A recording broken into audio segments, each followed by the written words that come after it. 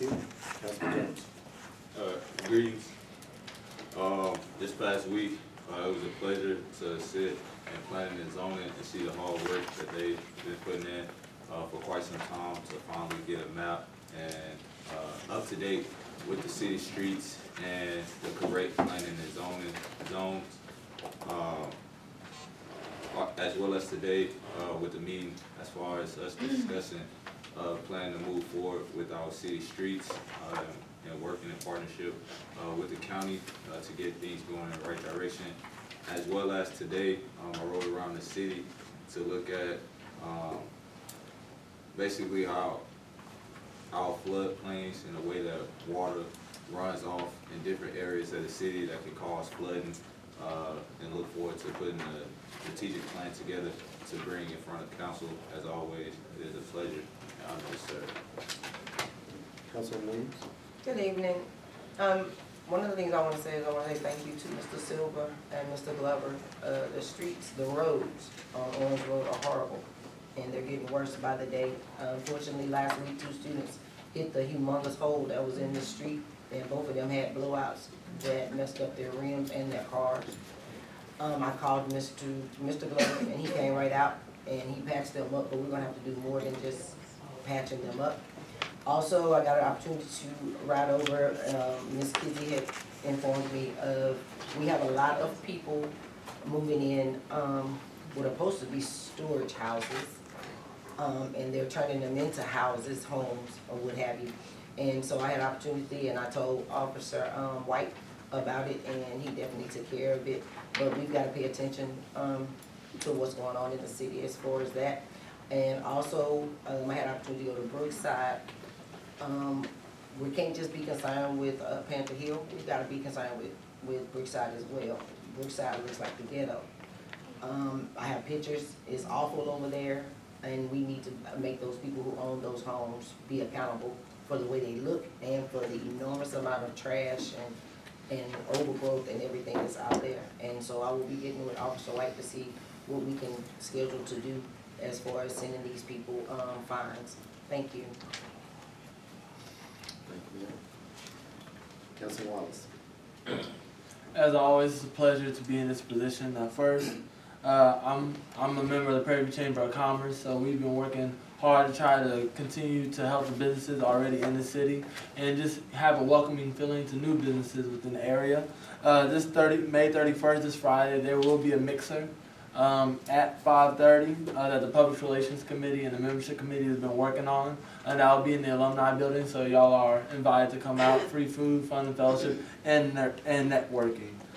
Next, my community service ministry, I co-founded A Bunch of Hands. We're still working to actively try to help those in the community that may need our service. So we will be helping with Clark Street this Friday, help doing a cleanup in that community. So if there's anything that you may need some hands to come help out with cleaning, whether it's you have an event, we've done partnerships with the police department, anything and everything, please just let me know. We'll work to try to bring students out. Just so that we can continue to bond and help make the city great. As Councilman Jones mentioned, I was in the planning and zoning meeting. Once again, kudos to that team for continually working hard, trying to move the city forward, especially now that we have the planning and zoning map. We also talked about having a comprehensive plan so that we can finally come to the table and as city council and city leadership talk to them so we can get some of the things that may have pushed our city back or made us move slow to start moving forward more quickly and efficiently through communication. I've been working with TxDOT to try to fix some of the drainage issues within the city, specifically by Ruby Street under that bridge. There's a lot of debris that's blocking that way, so they've been working to try to get that cleared up. I had to get a couple preliminary things fixed out, but they're looking forward to try to fix that for us. Lastly, some citizens have called me to try to show me some of the issues within the streets, which is why I'm glad we had a workshop earlier, which is a very productive workshop to talk about the different street and drainage issues, so we can finally come up with a plan over a longevity of time so that we can address the things that I know citizens want us to address promptly. And once again, it's a pleasure to serve.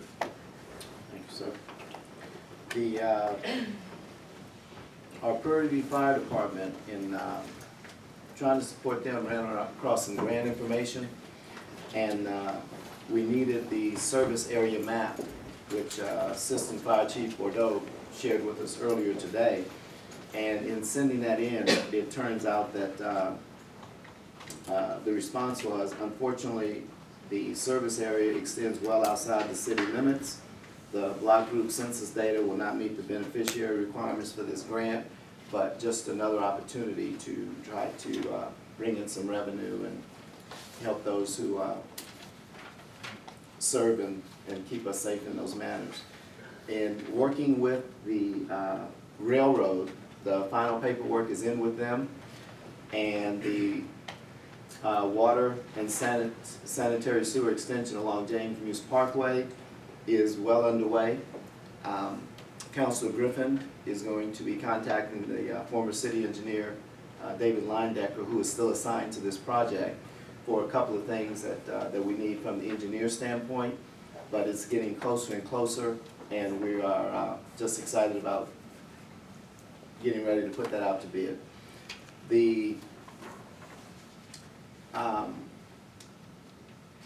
There was some lighting questions regarding, that was brought to us, actually come a couple of times from Mr. Leverett, and we had been working on that. Had actually gone to Hollyhock maybe 5-6 months ago with San Bernard Electric, but that was one of those situations where from the transformer to where the light was going to be was too far, so you have to install a subsequent pole, because those lines can't go but so far without being attached to a pole.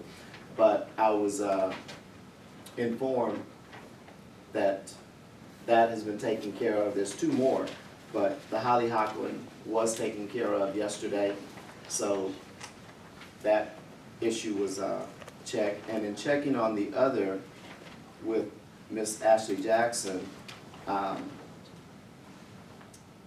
did some checking to find out, and they provided me with, because I told them, you know, these are issues that come out here, and we're trying to help resolve them as best we can. We can't tell those people what to do, but we can follow up on these things. And they provided me with an email that they've been trying since January to accommodate Ms. Jackson and put her in another room, and she refuses to do so. But they said they tried, and that's the most that they could do. And they gave me copies of that, so to the extent that council wants to read it, that's here. The other thing is, we had a situation with, we had a situation that everybody, or many people are aware of, with our former city treasurer. That case has been resolved. She pled guilty, is on probation, has a $40,000 restitution. So that has been put to bed by the Waller County District Attorney. FEMA, regarding our city hall, from a mold standpoint, we've got mold in our city hall. That's a Texas institution. It's being addressed. FEMA has checked it. It's not a mold of concern, or we would close this building down. But we are finalizing the FEMA repairs for the leaks, some of which you used to see up in here. We just try to keep the tiles changed. So we're taking care of that.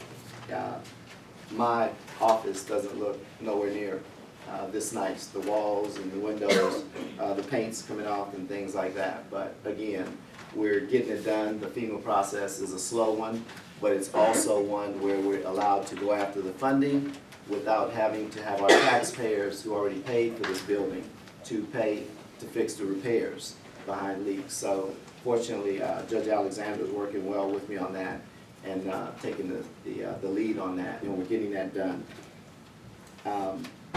Went to the Austin Technology Incubator as an invited guest, and found out that the UT Austin, the City of Austin, and their Chamber of Commerce have been doing an incredible thing, turning out businesses for 30 years, and it's something that I shared with our university, and we're taking a look and see if we can't do a similar situation.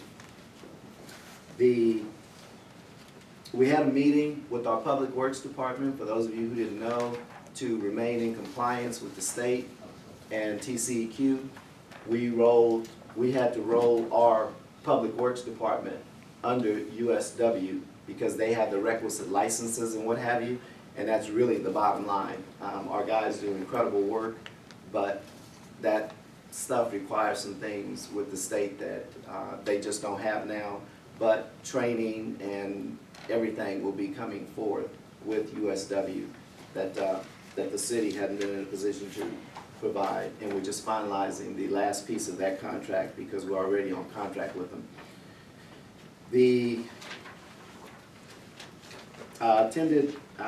Was invited to attend Houston Mayor Turner's State of the City address and was blessed to make a couple of contacts up there. One of them an economic development person and another one over a major corporation too. And they're looking at helping us with moving along some of our smart city situations out in this area. As a matter of fact, they're supposed to have a couple of people attend the session tomorrow evening in this room. Attended the retired teachers and former PVA and MU personnel meeting last week, and it was very good. They did a great job in recognizing 11 constant volunteers. A couple of those people are in this room. Would you please stand? I know Ms. Carter, you were one of them. Ms. Boyer, our long-term volunteers. Yes, Reverend Hayes. We just want to thank you all. And I think if I'm not mistaken, all of you are affiliated with the Meals on Wheels program. So that's along with a host of other things I know. Met with a new developer last week. The corner where the Frenchies is on 290, they're going to be working and hope to break ground as soon as August or September to put a Speedy Stop store, gas station franchise, which is what the owner of that land, that's the business he's in, he sits on our A&M system board. And they're also looking at, they partnered with Aspen something, and they'll be looking to put, Aspen Heights, and they'll be putting about, Councilman Wallace attended that meeting with me as well, with the president of the EDC, Economic Development Corporation. And our two interns were in the meeting as well, giving good feedback on what they were looking for. Also attended the FBI Command National Academy at PVA and MU last week. Went up there a couple of days and made some contacts, and Chief Ross was there as well, both invited guests. But the training and other information that will be forthcoming, and one of the things with the gentleman that you introduced me to, they're going to be providing whatever training they have to our police department at no cost. And he's based out of Austin, he's over this region and that sort of thing, so those type of things can really come in handy. Met with the owner of Frenchie's Restaurant, along with Dr. Brown, with one of our directors on the Economic Development Corporation board. And we're looking at trying to phase in, maybe even starting with a food truck with Frenchie's, and then taking it from there. But it was a pleasure meeting him. It's been a very long time since I used to see him over next to TSU at the original Frenchie's. So again, exciting.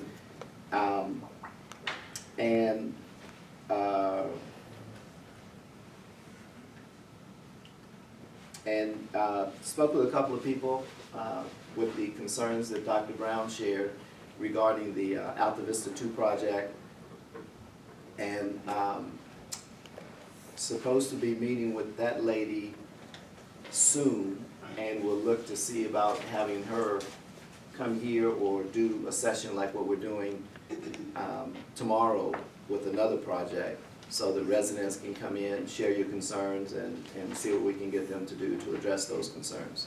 Because our streets are very narrow in the Alta Vista subdivision, and those long trucks have created some problems with trying to negotiate those short terms. And I was informed by the university that they also ran over the median coming out of Alta Vista as well. So something's gonna have to be done. There's just no way around it, because they're really just getting started in a sense. So we will be working with them to address these concerns and see what we can do about another entrance exit coming in and out of there, and see how that works. With that, Question about that? sure. Actually, Mary, you're kind of off the agenda on the Alta Vista too. That's not really listed on the agenda for the mayor's report. Oh, okay, then I take that back. Forget I So, talked. I'm sorry. Well, Okay, I yes. hate to So- cut people so off, any- but any- it's So he can ask me a question on anything beside that, since it's not on my. on the listed agenda items? Right, Yes, sir. okay, My question is reference to USW and Public Works. yes. When are you gonna provide, as the administrative person, when are you gonna provide us, the status on not a contract, but what are we gonna do as far as how many people? USW is supposed to be taking in a certain amount of people, city staff, back office, and front staff. Where's your report to give us a summary on how we're gonna move forward? And then, we're not for sure we're going to grant USW the contract 60 days from now, and so we're deferring to you to be able to keep us up to speed, and so when are we gonna receive that report? As soon as the final template of the contract, some of the people can't make a decision because they don't have the specifics on things like benefits and those sort of things. So as soon as I get that, I'll be more than happy to share it with council, but we don't have it yet, so. Right, so, the reason why I asked is that we've been through this before. When we had city staff that went from the city of Prairie View under Servin and Trent. Then we came back to the city of Prairie View, and now we're back under USW doing the same thing. And I think that each time we've had to make a decision for that moment. What I'm asking you is, outside of a contract, are we gonna have a conversation, or are we gonna get some information before you give us a recommendation to enter a contract? Because right now, we still need to get the direction in which we're moving in Public Works. And so my only question is, outside of the contract from them, are we gonna have a workshop? Do you plan to give us summary documents? What do you plan to do to move us forward?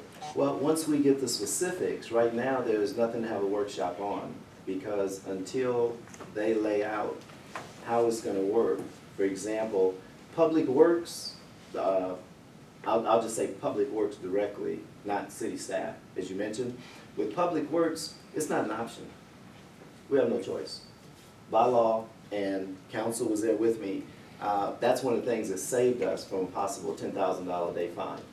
Our guys don't have those requisite licenses. It will take some time to get them, and TCEQ is not interested in our discussions. They want to make sure that the residents are covered with the requisite licenses that USW has that the city doesn't have.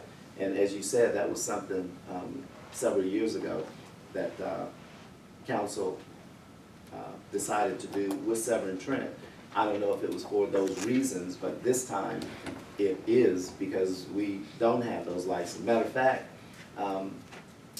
Mr. Allen, he had those licenses. So maybe you all didn't do it for those reasons, but this time, with none of our guys having those requisite licenses to cover the water and sewer repair work and things that they've been doing, that has been saving us a lot of money.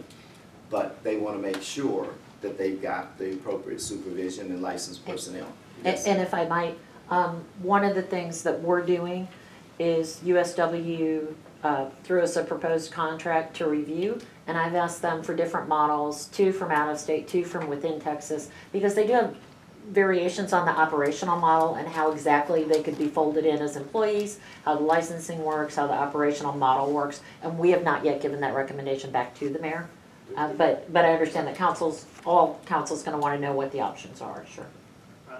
Mayor, Councilor Randall? just, I think the bigger question isn't, you know, if this is what we need to do, we all understand that we need to go through USW. I think Councilman Rowland, I could be wrong, is asking about what the transitional process looks like, not necessarily the process of going into business with USW, where he's asking what the process looks like of going from our current structure to the new structure. And I think he's just asking for some updated information Well, about that. well, that part from the discussion that we had with the entire city staff, including them, was going to be a pretty smooth one in terms of they're literally going to be continuing to perform as they do now, just that now when they're doing some of the, say, water sewer work. As a matter of fact, it's already started, because when they go out on some of the work that they have been doing, now we have either Corey Bostic or Byron Huey with USW go with them to, again, just check, double check. And if there's some paperwork that the state requires that they're aware of that we weren't, then they're there to take care of it. But the physical stuff will, again, as before, be pretty close to what they've been doing, except the supervisory part of it probably. Yes, sir. Just the last thing, I think we understand if there are gonna be changes. I think we'd just like to see those changes presented in the report so we can have them for our documentation. Sure. Whether that comes from you or from USW. Something's going to change within our system, so we would like to see that in the report. Absolutely, and all those things will be delineated in the contract, and council, like I said, looking at the best model for our situation. Yes, sir. In that, they're talking about, so that Ms., I don't know if Ms. Cortez, Ms. Durham, front staff people are also incorporated in this. Anyone who works who works in the public works area. And so my understanding was trying to figure out, is this a temporary solution?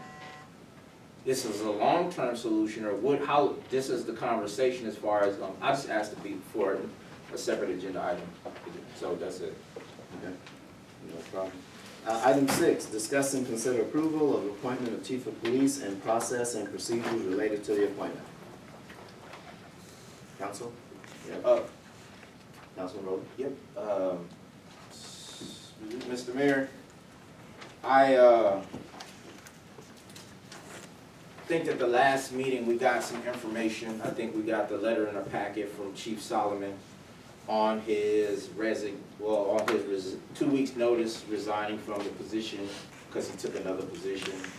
We asked for the job description, which you have given to us this week, and I think you said it's posted on TML's website and kind of out already. But I have my concern in reference to this approval process. I don't understand currently where we're at. I've heard you reference the chief in this room, in this building today. We have not voted on a chief. We have not voted for anyone to have a uniform. We not have voted for anyone to be paid in the chief, specifically somebody who was not currently an employee of the city of Prairie View prior to 2 weeks. And so I sent an email to you, as you know, and as we discussed, again, what is the appointment process, or what is the process you went through so council can be brought up to speed. So before I have any other questions, I definitely just want to understand your process. Okay. We have a police department, and our chief left with less than our prior discussions, plan notice. And in looking around at where we were, I saw the need to have someone come in. We got a lot of new people, and with some of the things that were going on in the department, some of which I cannot share with you publicly. So I had to make decisions in being responsible for running the city as administrator and CEO of the city. So I had to bring someone in here who, at least on an interim basis, and at least on my 30-day emergency appointment, because I did see it as an emergency. And that's pretty much the essence of it. All right.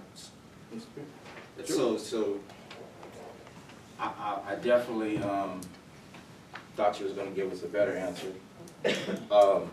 I am truly appalled by the process in which you have moved forward. First, this instant doesn't require an emergency appointment. We currently have had adequate staff in the City of Prairie's Police Department that has allowed us to be able to move forward. If there's any subsequent information that you have that we can't hear in the public, maybe we need to go into executive session, but tonight we need to iron that out. Section 9.201 and 9.203 of the City's Code of Ordinance, it appears in these sections in the charter, the mayor has full administrative authority over the city, which is correct. Section 5, Police Department. There shall be established a Department of Police to preserve order within the city for the violence and property therewithin from injury or loss.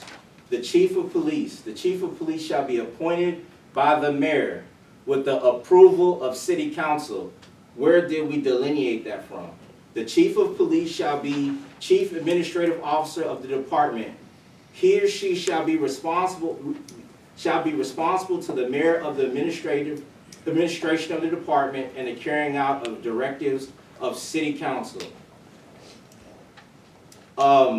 In our process, based upon our city charter, based upon our code of ordinances, you have violated both of them. You do not get to invoke 30 days emergency policy to bring in somebody who you won't. And so what I want to ask for, we can do it out here, or we can do it in executive session, is I'm going to call for an investigation, because you don't get to use your authority to do that. And so I thought you were going to give us some additional circumstances on why would you circumvent the process like you've been doing in every department. And this is so simple. All you have to, the mayor does have the power to bring an appointment before us. But City Council is supposed to vote on that appointment. That means the person shouldn't have on our uniform. It shouldn't be paid prior to that without going through the process. And so I need answers, because I've gotten calls from community people. And so, you know, I've been waiting for this meeting. Well, I hope you're not too disappointed, because as you said, the appointment, confirmation of chief or several other positions does require ratification by council. It's not ratification, it says approval. Okay, approval, but you use your term. But I didn't hear you read the mayor's 30-day right to appointment, because it didn't say anything about what you just read. You read the appointment process, which is correct. But as you said, the mayor has the right and responsibility of running the city. And that's my prerogative, not yours. Councilman Jones. Not asked, is the department after last week was fully staffed, right? Yep. And that means that we had enough officers, working for the city of Prairie, right? I'm asking you, Yes, and that included having the chief here, yes. all right, so may I understand the chain of command? Could you tell me the chain of command, how it goes as far as we have a chief, a sergeant, a lieutenant? No, we don't have a lieutenant. Well, I'm saying, what are the chains of command when it comes to our police department? Well, you got the chief, you got a sergeant, and then you got officers. All right, That's the way it's staffed now. yes, sir. Right.